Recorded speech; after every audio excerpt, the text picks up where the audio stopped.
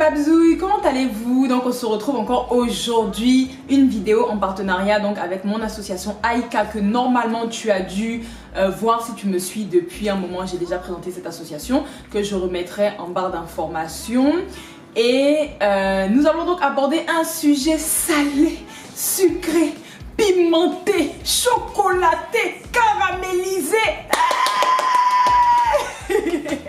So, let's start! Donc voilà, donc je vais faire là aujourd'hui, nous allons parler un peu de l'idée communautaire, de tout ce qui est considéré de communautaire, le communautarisme, etc. Pour ceux qui tomberont sur cette vidéo là exceptionnellement, donc moi c'est Cindy Babin, donc je suis mannequin professionnelle et créatrice de l'association Aïka qui a pour but de promouvoir la beauté, la diversité, d'une part au travers le canal artistique et d'autre part de lutter et de casser contre certains clichés stéréotypes. Donc à la sortie donc de l'association qui date d'il y a un an maintenant, un peu plus d'un an, nous avons eu droit à plusieurs commentaires parce qu'il faut savoir que là maintenant aujourd'hui Aïka est ouvert au monde entier, genre à tout type de beauté, blanc, noir, métissé, vraiment de tout. Mais à l'origine c'était vraiment centré sur la beauté noire et métissée parce que si vous allez sur le site vous allez comprendre que l'association est née de mon expérience donc en tant que mannequin professionnel métisse en France avec certains clichés stéréotypes. Donc c'est vraiment, ça a été vraiment le but, le début en fait, le déclencheur de l'association, et on est parti de mon expérience pour finalement ouvrir à toutes les sphères, tous les domaines en fait, bref. Donc vous irez, vous pourrez comprendre. Donc bref, donc quand le projet est sorti, donc quand l'association est sortie il y a maintenant un an et demi, nous avons eu droit à plusieurs types de commentaires. Alors je vais pas mentir que sur 80% des retours ont été positifs, mais bizarrement hein, on reste humain. Je sais pas pourquoi on s'attache toujours plus aux commentaires négatifs en fait. C'est-à-dire qu'on prête toujours plus attention. Bon après maintenant je prête de moins en moins attention aux commentaires négatifs parce qu'on peut pas faire l'unanimité. Mais après moi j'aime m'exprimer sur les choses. Donc je vais expliquer en fait ce qui dérangeait et donner mon avis. Donc ce qu'on avait comme commentaire négatif c'était donc de la part des personnes blanches. Je n'aime pas forcément parler de la peau comme j'ai dit, mais malheureusement dans cette société on est obligé en fait pour mettre des mots sur les problèmes qui sont liés à notre apparence. Donc ce qu'on a eu donc de la part de personnes blanches caucasiennes, c'était comme d'habitude hein, quand des noirs s'unissent, quand des personnes autres que blanches s'unissent pour faire des projets ensemble. Ah oh, mais vous êtes communautaire, ah non mais ouais mais vous êtes raciste, ah mais ouais non mais là ça va plus là, non mais ouais mais pourquoi vous faites vos choses ensemble. Donc on a eu ça des personnes donc blanches et des personnes noires. Nous avons eu droit à votre association, elle est là pour faire la promotion des métis comme moi. Si vous avez vu mes vidéos précédentes sur le métissage, vous comprendrez également. Donc vous êtes là pour faire, genre en gros sous-entendu, vous êtes là pour faire la promotion d'une race supérieure en fait.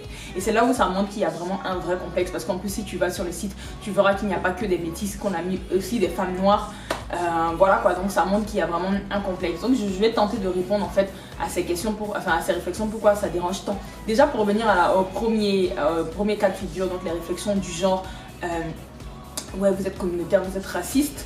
Il y a une différence en fait entre être raciste et faire la promotion d'une communauté qui est mise à la marge, d'une communauté que on n'apprécie pas à juste titre en fait, à sa juste valeur. Et là pour le coup c'était clairement ça, le but c'était de montrer qui nous sommes en tant que femmes noires métissées réellement et pas de façon stéréotypée et cliché. Et ce qui est vraiment drôle en fait, c'est que les réflexions qu'on a eues comme ça en fait, c'est surtout un des membres de l'équipe qui a été vraiment moqué, humilié, cassé, parce que quand ses amis de sa classe ont vu qu'il participait, ont vu sa présentation, il a carrément été traité de raciste.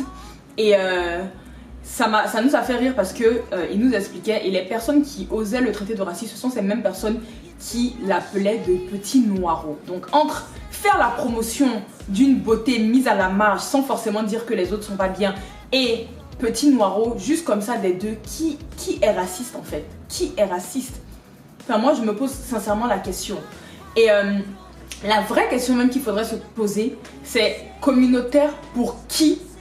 Pourquoi et par rapport à quoi? Sur quoi on se base pour dire qu'on est communautaire? Parce que personnellement, moi, quand j'ouvre des magazines en France, hein, là je me limite vraiment au cas de la France, quand j'ouvre des magazines en France et que je vois que des beautés blanches, je peux dire qu'ils sont tout autant communautaires. Quand j'arrive en casting et qu'on me dit vous êtes très jolie, mais on a atteint notre quota de femmes noires, c'est communautaire, mais là c'est raciste pour le coup. Là c'est raciste. Quand je vais au cinéma, que je ne vois que des films avec que des blancs et à chaque fois qu'il y a un noir, ce sont des rôles stéréotypés, c'est raciste, excusez-moi, ça dépasse on dépasse l'idée du communautaire en fait, c'est communautaire et c'est raciste. Donc c'est là il faut se poser des bonnes questions en fait, communautaire pour qui? Parce que de leur côté, quand des caucasiens, quand des blancs s'unissent pour faire ce qu'ils ont à faire, leur travail, personne en fait ne les traite de communautaires et à aucun moment en fait ils se sont dit qu'ils étaient communautaires.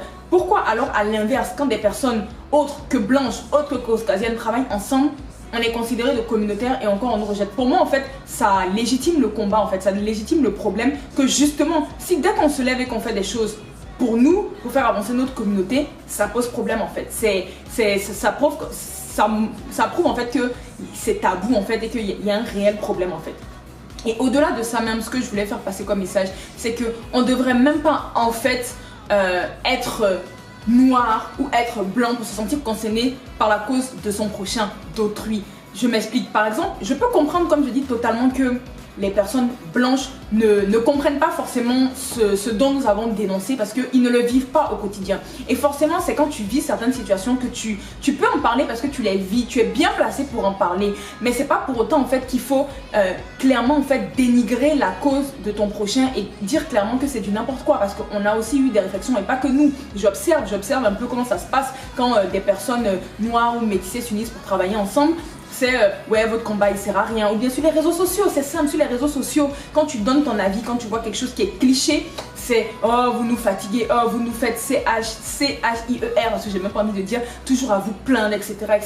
Mais il y a des choses en fait qu'il faut vivre pour comprendre. Il faut vivre. Je me rappelle que j'avais eu un débat avec un monsieur sur mon Facebook. C'était suite à la polémique de la Miss France, Crinière de Lyon et autres. Et le statut, je sais plus, disait quoi, et moi la personne ne comprenait pas pourquoi ça faisait tant tabou. Moi j'ai commenté de façon très pisse, j'ai dit je comprends les deux avis, mais en fait il faut comprendre en fait ceux qui disent que qu'ils en ont marre, parce que pourquoi en fait Crinière de Lyon, bref j'ai expliqué, et le monsieur mon message était très pisse et haute, et le monsieur qui m'a carrément remballé en fait, qui m'a remballé et qui est parti dans les délires du genre ouais c'est bon, on a bien taillé des blanches qui ont des fesses plates, enfin qu'il n'y avait pas de problème, en gros qu'on ne devait pas se plaindre parce que les femmes noires et métissées, on n'avait pas de problème. Et c'est là où en fait où tu vois que les gens ne vivent pas certaines réalités, parce que une femme blanche, excusez-moi, blonde, ou qui a les fesses plates, qui se lève et qui va chercher par exemple du travail ou qui va chercher un appartement, elle va pas être bloquée parce que justement elle a des fesses plates ou parce qu'elle est blonde. Alors que contrairement à moi, et je l'ai fait, où je m'en vais chercher un appartement, j'aurais déjà l'obstacle de la couleur de peau, j'aurais l'obstacle voilà que je suis différente. Et une personne noire, parce que moi je suis métisse, j'en parle pas en fait.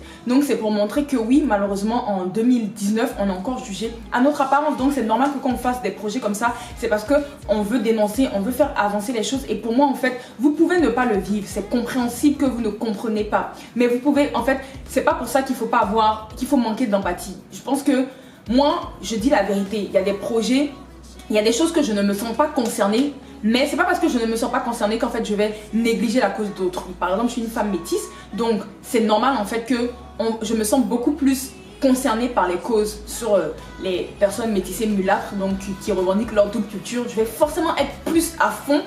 Mais en même temps, je mets aussi en avant dans mon association des femmes blanches qui sont complexées comme des femmes noires, parce que je comprends aussi ce qu'elles vivent. C'est-à-dire que j'arrive à comprendre par le fait que moi, je vois comment moi, ma cause, elle me tient à cœur. Donc j'imagine que elle aussi. Donc c'est le message que je voulais faire passer. On n'est pas obligé d'être à fond à 1000%.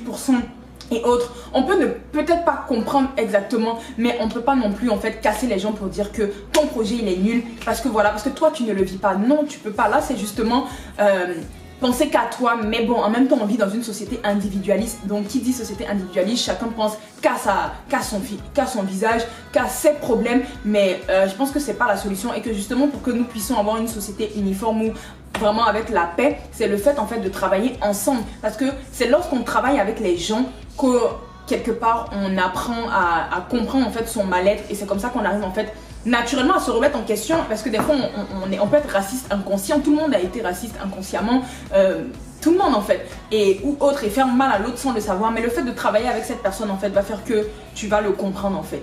L'idée même du communautaire en fait, elle dérange tant. Ça je me suis posé cette question en fait, pourquoi ça dérange tant? Parce que moi je ne vois pas de mal en fait qu'il y ait des personnes d'origine africaine ou d'origine ou noire tout simplement qui s'unissent ensemble pour faire avancer une cause en fait. Je vois pas le mal dans le sens où comme je viens de le dire, il y a des choses que des fois on ne vit pas. Et quand on ne vit pas ces choses, on peut ne pas effectivement les comprendre. Donc c'est bien en fait parfois de se retrouver en communauté avec notre communauté pour justement trouver des stratégies, des façons de communiquer pour finalement être intégré dans cette société en fait. C'est quand même important.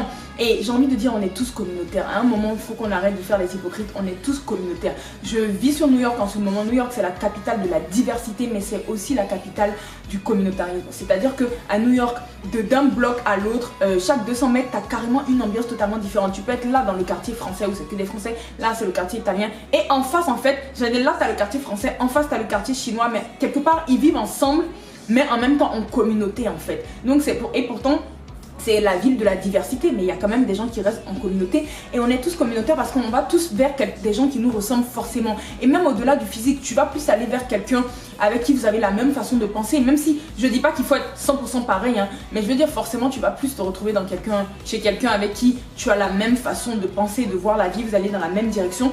Donc voilà, là par exemple c'est être communautaire aussi et c'est normal, c'est humain en fait, c'est humain. Moi je vais naturellement plus forcément vers des gens comme je l'expliquais, qui ont plus ou moins mon vécu, qui sont aussi ivoiriens et c'est normal, on est tous communautaires en fait, donc il ne faut pas le voir négativement. Maintenant j'en viens où pour moi il y a des limites pour l'idée du communautarisme, ou là parce qu'il y a des limites en fait, il faut vraiment que ce soit bien dosé. Les limites, c'est à partir du moment où tu deviens communautaire et tu exclus l'autre, comme je l'ai expliqué précédemment. Là, ça devient chaud. Et je vais reprendre par exemple l'exemple j'ai un exemple sous la main, par exemple en Afrique du Sud. Je suis allée, j'ai fait une expérience aussi de 4 mois en Afrique du Sud. J'aurai l'occasion d'en parler pour le mannequinat. On connaît tous l'histoire de l'Afrique du Sud. On sait l'apartheid des hautes, etc. L'Afrique du Sud aujourd'hui, il n'y a plus d'apartheid des hautes, mais en fait, on va dire que c'est la partie des temps modernes. Peut-être que c'est un peu fort le mot que j'emploie. Peut-être que c'est pas le bon mot. Donc franchement, je m'excuse d'avance si c'est pas le bon terme. Mais j'ai une manière de dire en fait qu'ils ont encore il y a encore en fait ça. En même temps, c'est récent. Moi, j'ai 25 ans. Je crois que ça fait 25 ans. C'est quand je suis née. Je crois que ça a été aboli.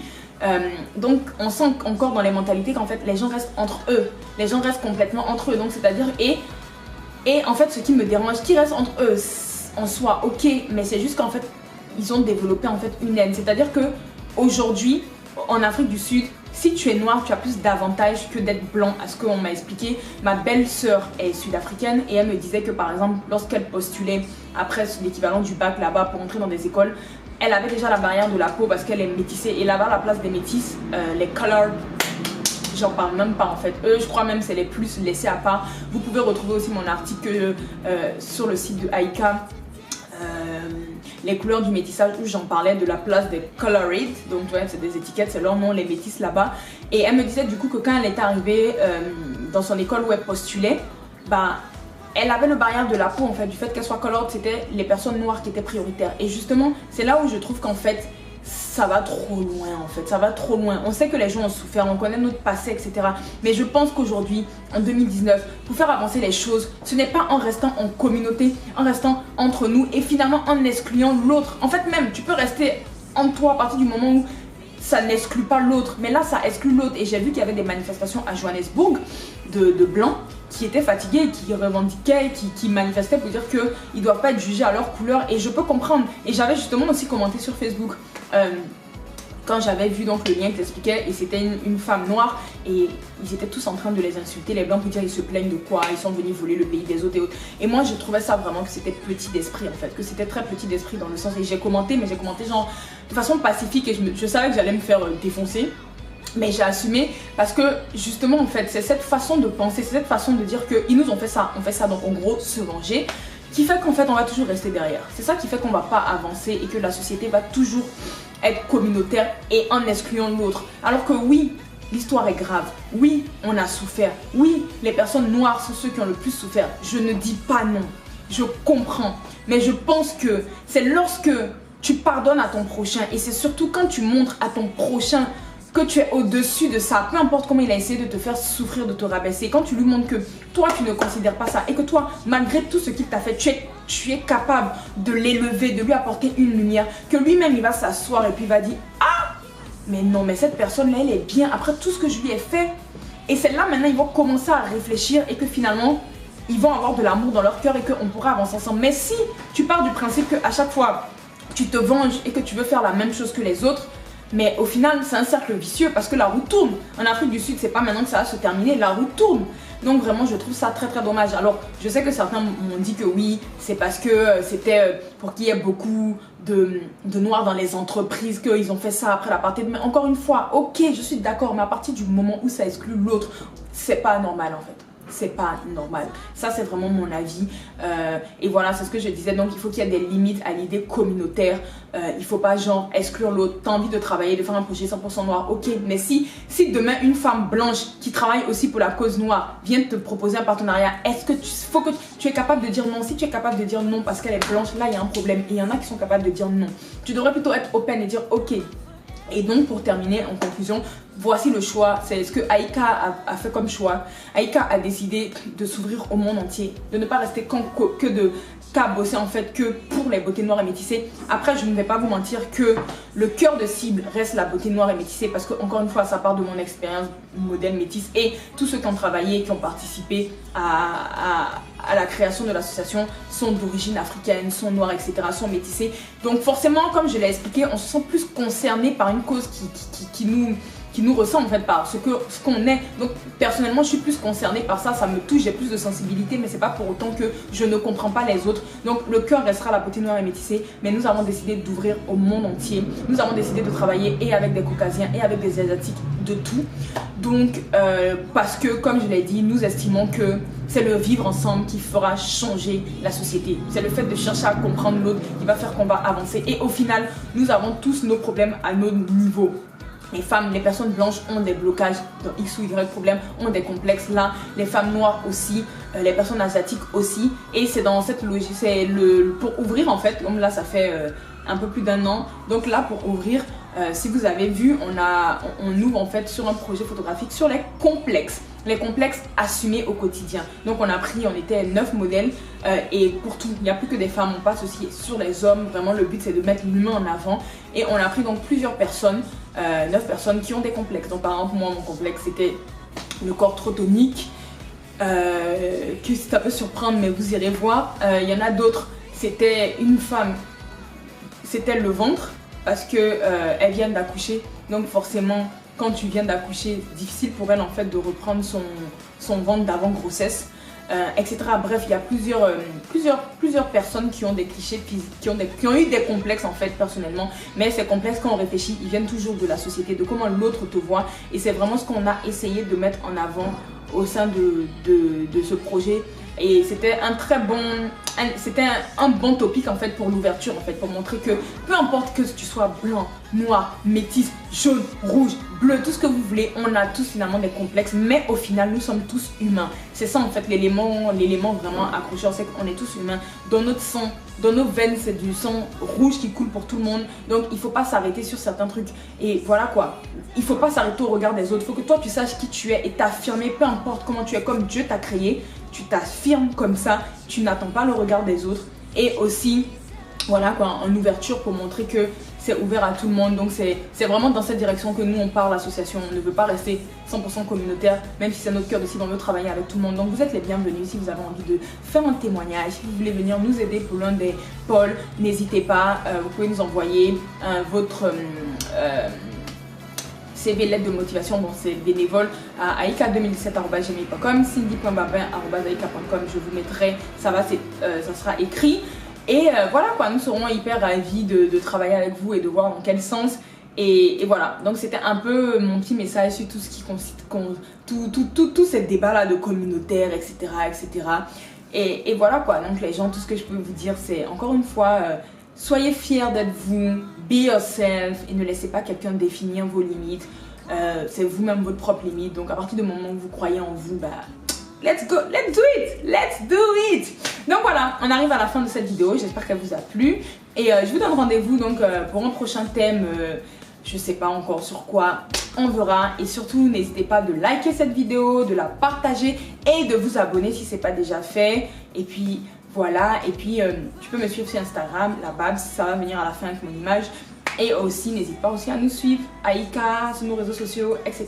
Je te souhaite une bonne journée, une bonne soirée, une bonne après-midi, peu importe où tu es. Et je te dis à la prochaine, Babzouille. Mouah.